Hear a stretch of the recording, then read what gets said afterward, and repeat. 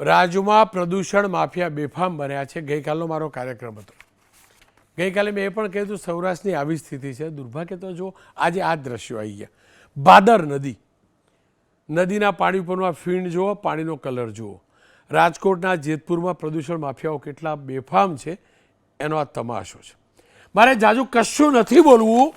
GPCB મારું control ના કરી શકતું હોય તો એના કાર્યાલય ઉપર તાળું મારી દે, તાળું મારી દે.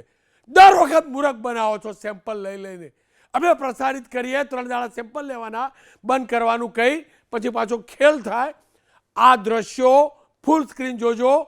શરમ હોય તો એકાદ ઢાંકણી પાણી પીને ચેક પણ કરી જોજો. આ બધું સારું હોય તો અથવા નાહી જોજો, કપડાં ધોઈ જોજો. ધોઈ જશે કપડાં આ ફીણથી. શરમ કરો હવે, હવે શરમ કરો, હવે શરમ કરો. તમે મારા માનવીના જ નહીં, ખેડૂતના જ નહીં, પ્રકૃતિના પાપીઓને રક્ષણ આપો છો. કુદરત તમારી ઉપર કંટ્રોલ કરશે.